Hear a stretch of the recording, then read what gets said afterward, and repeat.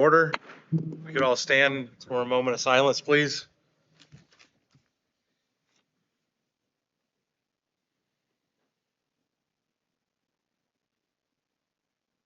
Thank you. If you could turn and face the flag for the pledge. I pledge allegiance to the flag of the United States of America and to the republic for which it stands, one nation, under God, indivisible, with liberty and justice for all. Thank you. You may be seated. Clerk, would you call the roll call of council members, please? Lehman. Here. Kodak. Here. Cassidy. Here. Baker. Here. Grine. Here. Mendoza. Here. Guernsey. Here. We are all here. Minutes of the previous meeting. I'll move to approve. Second. We have a motion by Mendoza, a second by Baker. Clerk, would you call the roll, please? Kodak. Yes. Cassidy. Yes. Baker. Yes. Grine. Yes. Mendoza. Yes. Guernsey. Yes. Lehman. Abstain. Those carry. The minutes have been approved. Do you have any communications? I have none. All right, report of committees. Finance Committee. The Finance Committee met this evening. We had a presentation by Ryan Nelson of Red Tree Investments, who reviewed the investment performance for 2025 and provided a forecast for 2026. The committee discussed the job posting for Finance Director and a tentative timeline for that. The next meeting will be Tuesday, February 17th at 5:30 p.m. in council chambers. Great, thank you very much. Public Affairs Committee.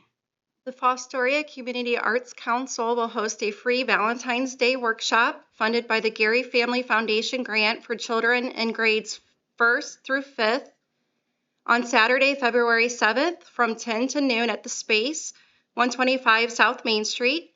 Advanced registration is required by calling 419-435-7474.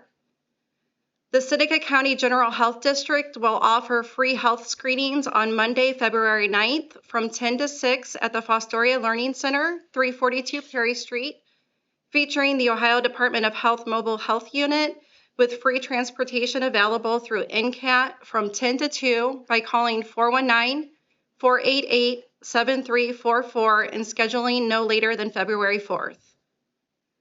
The following community meals are being offered for free in February to the Fostoria community.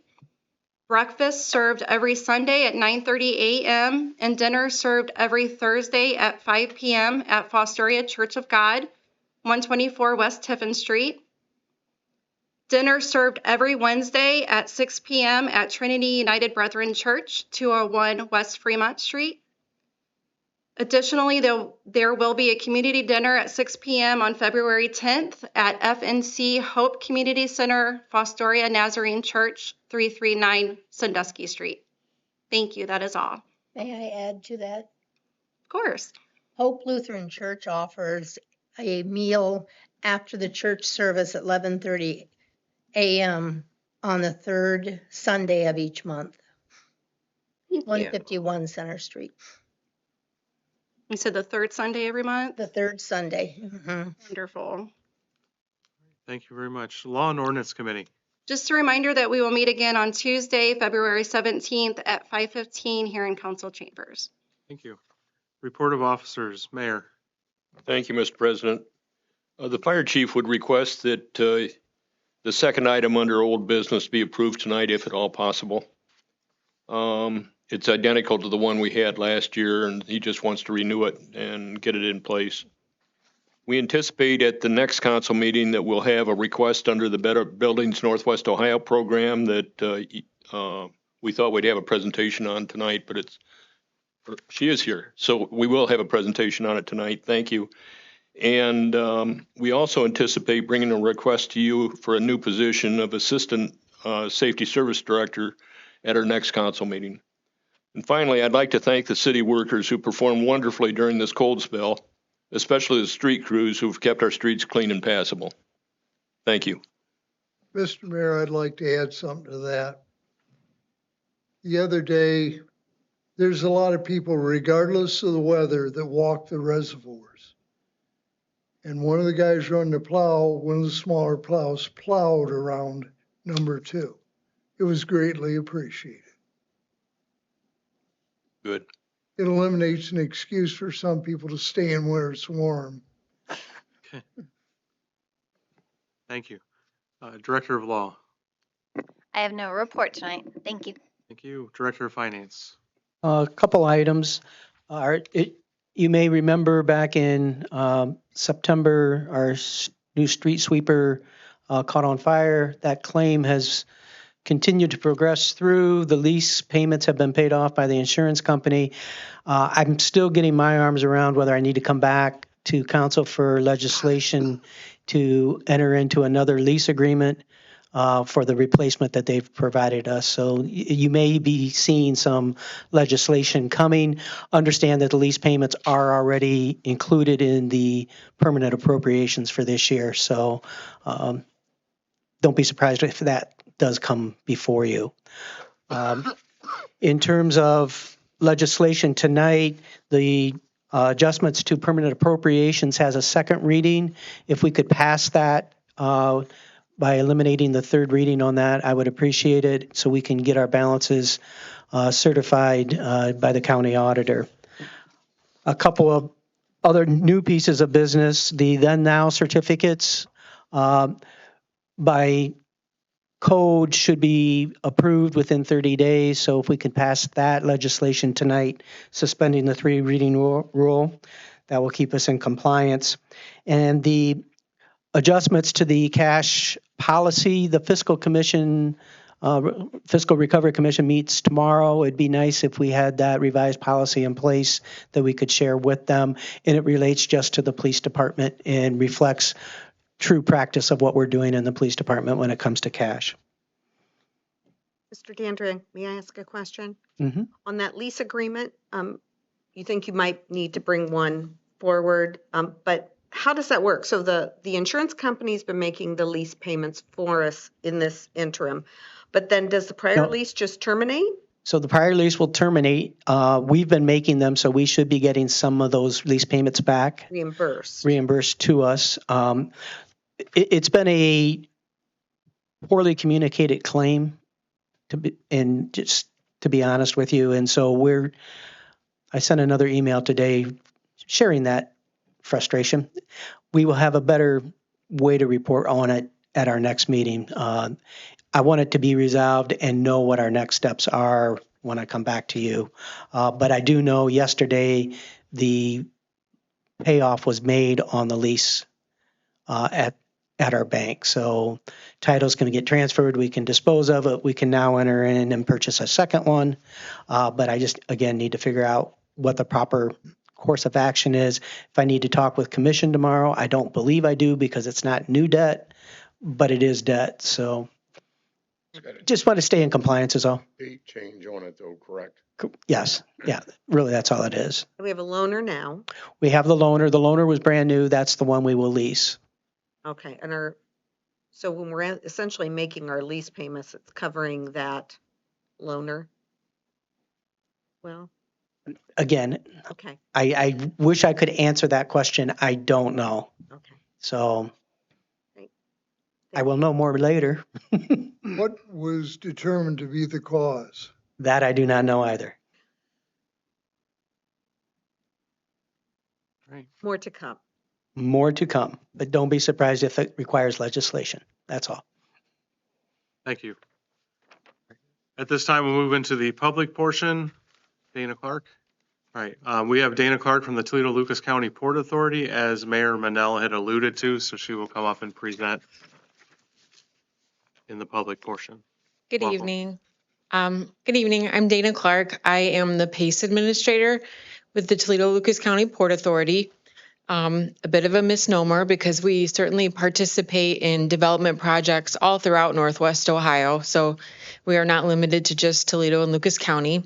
I was approached in an effort for economic development in Fostoria to be a partner on some financing for the Hyde Block project on Main Street to be revitalized. In looking at the capital stack of financial solutions that were presented between grants and financing, the program that I lead was determined to be a good fit for the project. So I'm here tonight, not really to ask anything of you, but just to present an overview of what the program does, how it can serve these projects, how it works, because I will come back and ask for participation from the municipality in the form of our mechanism for repayment on these loans. So the program I lead is called Better Buildings Northwest Ohio, that further offers PACE financing. PACE is an acronym. It stands for Property Assessed Clean Energy. And those two parts kind of explain what the program offers. We provide below market, long-term fixed rate financing for energy efficient improvements to commercial properties. So the port has 8 or 9 different financing programs that are always there to aid in economic development. The one that I lead just happens to offer commercial properties to improve in any energy efficient manner and receive the benefit of those long-term low rates, on a fixed term. Typically, projects I work on are the same types of components. So it may be an old building that's getting revitalized, it might be new construction, or it might just be a one-off repair. Someone needs to replace a roof or a boiler or chiller. They can be very diverse sizes of projects. The smallest project we've done was only $10,000, and the largest was $25 million. So really a very broad range. But I would say our average project is about $600,000. This one that we're proposing working on is a little bit larger than that, but still in that range of a typical size project. And kind of the unique mechanism behind PACE financing is the repayment method is done through special assessment on the real estate tax schedule. So that's where we ask for the participation from the municipality, because we'll partner with the municipality along with the county and say, can you please place a line item on this real estate tax schedule? Every January and July, the borrower will make their tax payment and see that line item, which obviously would increase their overall bill. The county would collect it. It would be flowing back through the city. The city would record what was collected and then remit the portion of the payment back to us until the loan is paid off. That assessment is nice because it allows us to work really well with other financing, other grants, other programs. We're not actually placing a mortgage lien on the property, so we're not competing with banks for who's coming in first lien position. It also offers property owners some flexibility if they decide to improve a property. Assessments stay with the property, so they have the ability to improve it, revitalize it, realize those utility cost savings. If they decide to sell, the next owner would continue paying on it because they're now benefiting from that utility cost savings. I know that's a little lengthy, but that's kind of my quick overview of the program itself. I'm always happy to answer specific project questions, but really the kind of ask that we have is that anytime I close a PACE project, I have to participate in Energy Special Improvement Districts, or ESIDs. And there is not one right now in Fostoria. We have 35 across Northwest Ohio. And anytime we identify a new project that would benefit from this program, we'll approach the municipality and say, we would love you to participate. Our ask is really this flow of the payment. You don't have any collection responsibility or anything like that. We are the lender and we remain in that role of responsibility. But we're just asking that along with the other special assessments that you collect, which are probably minimal for properties, you record this and flow the payment on to us.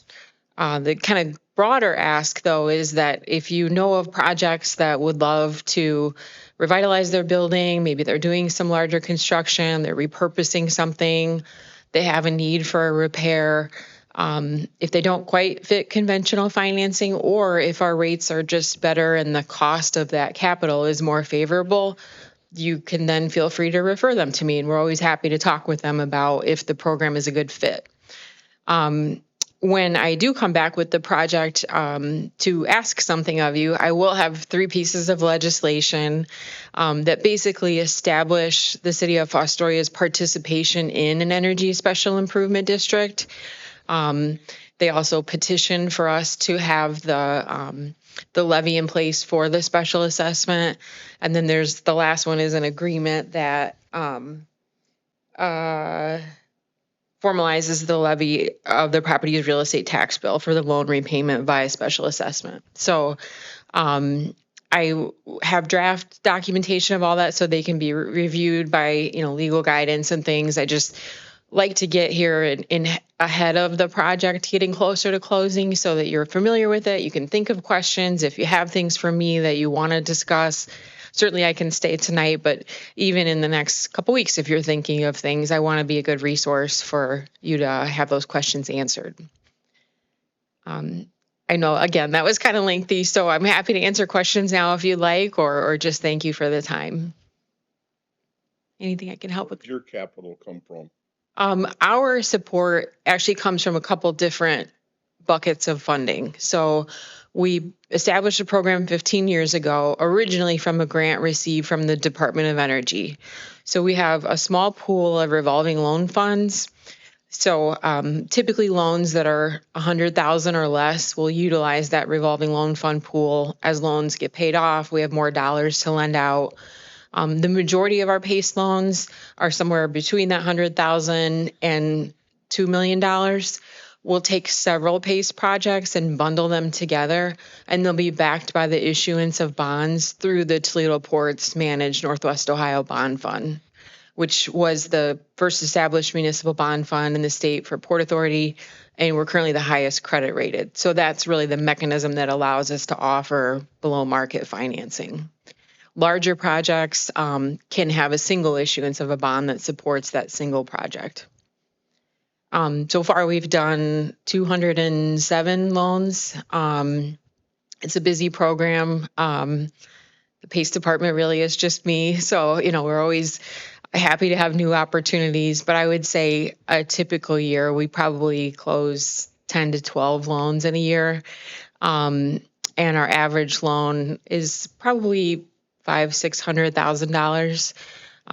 Average term is 15 years. And rates can vary depending on which pool of funds we use, but now rates are right around 6%. So you have an idea of what's typical. Any other questions I can help with? Well, thank you, everyone. I appreciate the time. Thank you. Thank you very much. Any other members of the public wish to speak this evening? Seeing none, we'll move into old business.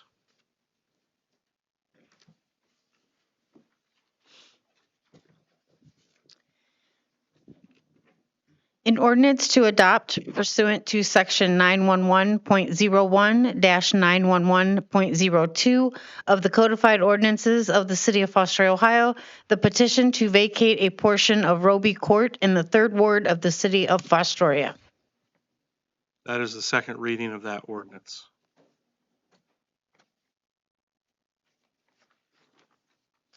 An ordinance authorizing the Director of Public Service and Safety to negotiate and enter into a contract with Bascom Joint Fire District and Bascom Joint Ambulance District, Seneca County, Ohio, for the provision of emergency medical services and declaring an emergency to exist. Move to suspend the 3 reading rule on 3 separate occasions. Second. We have a motion by Cassidy, a second by Mendoza to suspend the 3 reading rule on 3 separate occasions. Clerk, would you call the roll, please? Lehman, Yes. Podak, Yes. Cassidy, Yes. Baker, Yes. Grine, Yes. Mendoza, Yes. Guernsey. Yes. The 3 reading rule has been waived. Move to adopt. Second. We have a motion by Cassidy, a second by Baker to adopt. Clerk, would you call the roll, please? Lehman, Yes. Podak, Yes. Cassidy, Yes. Baker, Yes. Grine, Yes. Mendoza, Yes. Guernsey. Yes. This passes, it becomes ordinance 2026-03.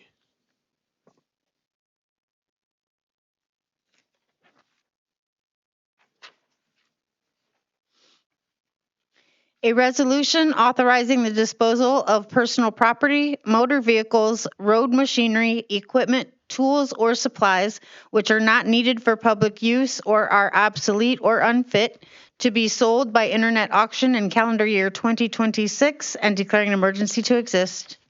That's the second reading of that resolution.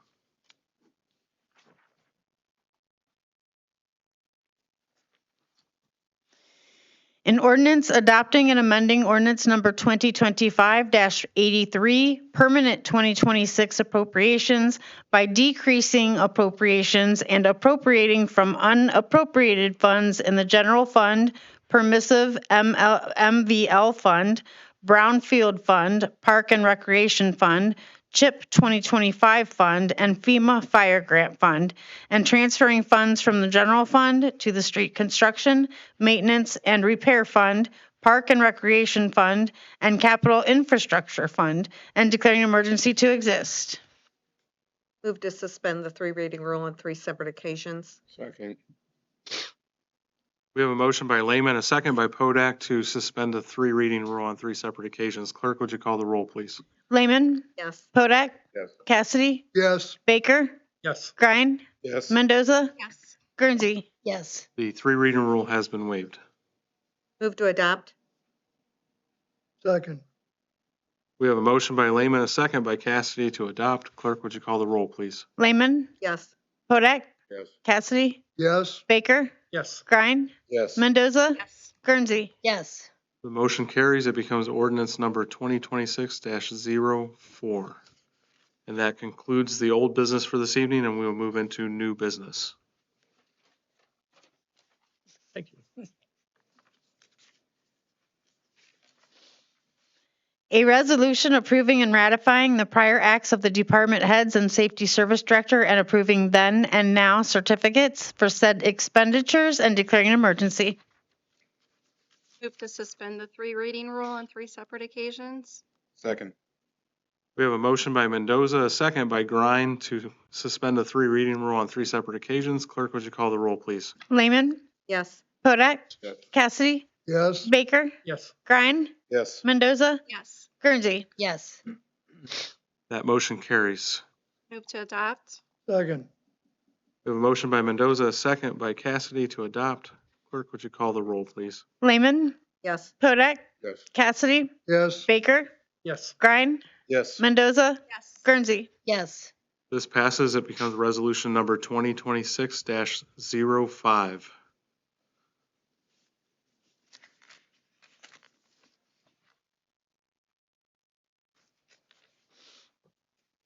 A resolution amending resolution number 2023-45 by amending the job description and salary range for the position of full-time appointed of hourly contracted director of finance for the city of Fostoria, Ohio, and declaring an emergency to exist. That's the third item on new business. We'll go back. Mr. President, I'd like to Sorry. request an amendment to that. And I do apologize to everyone that put effort into this because I read it before and did not catch one item that I believe should be incorporated. And my amendment would be that under license or certification requirements, we add must acquire and maintain CPIM certificate from the Center for Public Investment Management, which is the credentials that that Ryan Nelson was talking about tonight. It's required for investing, and I just think it should be included in the job description. For the record, can you repeat the Sure. credential? Under the license for certification requirements, I would recommend we add must acquire and maintain CPIM certificate. And then if you could, if this carries, give a copy to the clerk and the law director so we can get that memorialized and in there for the next time. Yep. Do we have a second on that motion?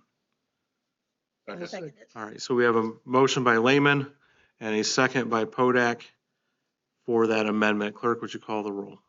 Lehman, Yes. Podak, Yes. Cassidy, Yes. Baker, Yes. Grine, Yes. Mendoza, Yes. Guernsey. Yes. That amendment does carry and will be in the next version of this for the second reading. Any other amendments or motions on the table for this piece of legislation? Seeing none, that was the first reading of that legislation. And we will go back to the second item in new business, the petty cash fund.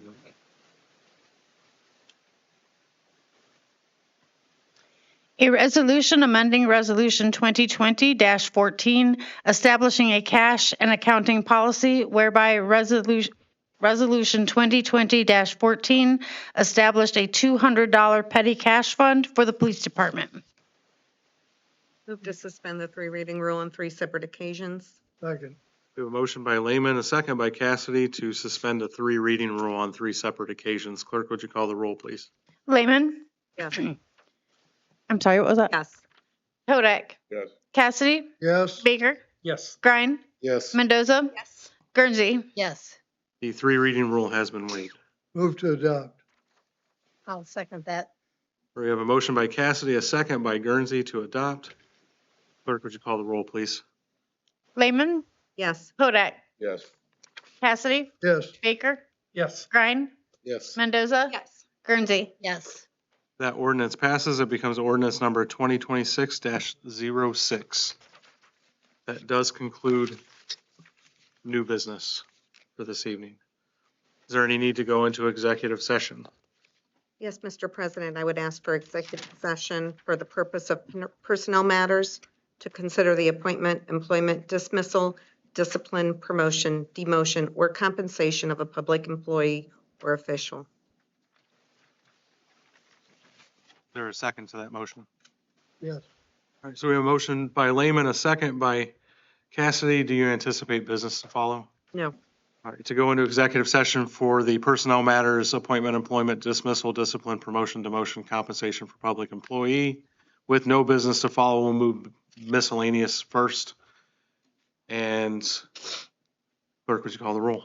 Lehman? Yes. Hodak? Yes. Cassidy? Yes. Baker? Yes. Grine? Yes. Mendoza? Yes. Guernsey? yes. All right, once miscellaneous concludes, we will go into executive session. So does anyone have any miscellaneous business this evening? All right, seeing none, we will go into executive session at 6:26 PM.